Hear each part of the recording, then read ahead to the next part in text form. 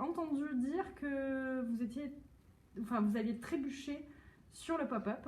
Alors comment ça s'est passé? C'était un accident? Alors, moi je suis arrivé au pop-up. Quand je dis trébucher, c'est vraiment que je suis tombé dessus par hasard. Et le par hasard portait un nom, qui était Camille, le nom de ma compagne, qui était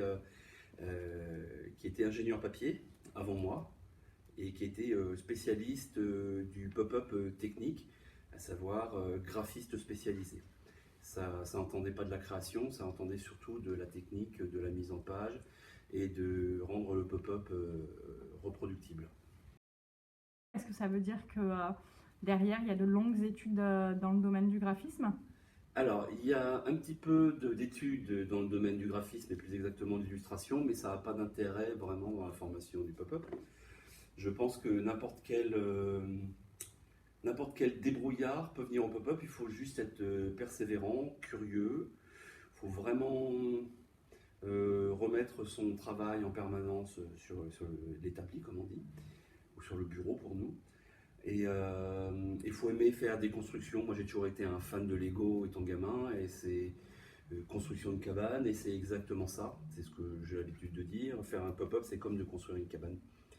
Donc on y vient comme ça, c'est-à-dire en voyant un système, et puis en se disant on peut le tortiller, et puis on se trompe. Quand on parle de sérendipité, c'est le cas, hein. C'est-à-dire qu'on se plante, ça fait un résultat, et on reproduit son erreur qui finit par devenir une grammaire qu'on récite, qu'on écrit, et ça finit par donner un style de pop-up. Comment vient la création, l'idée de la création? Est-ce que c'est une image, une histoire, un lien avec un éditeur? Pour créer, c'est quelque chose qui est propre à tous les créateurs. C'est l'inspiration qui vient d'une forme, d'une couleur, d'une histoire. En fait, il y a autant d'entrées qu'il y a de tempérament de créateur ou d'envie créative en fait. Comment concrètement le livre se fabrique? Il y a le temps d'écriture, le temps de dessin, le temps de montage. Ça prend combien de temps d'ailleurs? Alors l'histoire d'un livre pop-up, elle est variable selon la personne qui le réalise. Et puis où on se trouve dans la création de ce livre.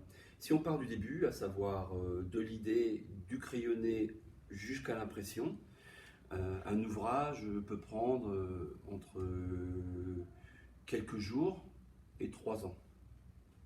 Après, il y a des livres qui sont des ouvrages émérites, on passe des années à le fabriquer.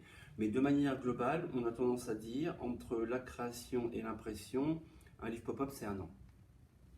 Pour donner un médian, voilà. 1 an, on fait le croquis, on fait des formes en blanc, c'est-à-dire des sculptures qui sont une matrice, qui vont accueillir des illustrations. On rentre en contact avec l'illustrateur lorsque ce n'est pas l'ingénieur papier qui fait les illustrations, ce qui est en général le cas. On envoie l'illustrateur nous renvoie ses illustrations, de nos formes en blanc, qui sont très larges, on refait une nouvelle forme de découpe qui va épouser l'illustration, on réessaye ces formes, si tout va bien, si ça fonctionne bien, si les formes ne rentrent pas en collision avec les autres, on fait un fichier tout aplati sur informatique. Ce fichier aplati sur informatique, on l'envoie à l'imprimeur qui va faire des essais. Si ça va pour l'imprimeur, on imprime le livre. En condensé, c'est ça la vie d'un livre pop-up en fabrication et en conception. Et si on veut ouvrir un peu notre discussion, pour le futur, là, des projets, des idées, de la création? Alors, du futur, il y en a.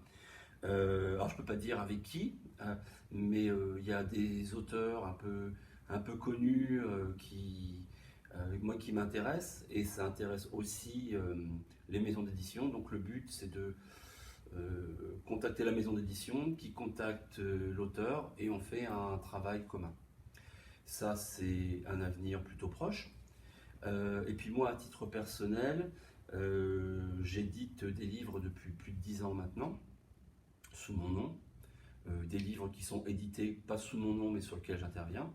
Et c'est pas que j'en ai fait le tour, mais comme je suis quelqu'un de curieux qui a fait 250 choses dans ma vie, moi j'ai envie de continuer à progresser, à faire de nouvelles choses. Et moi, je vais m'orienter sans doute vers la conception et le design d'objets. Continuer à faire des livres, parce que c'est important pour moi, mais éditer des livres et également éditer du mobilier et des objets. Super, merci beaucoup. De nada.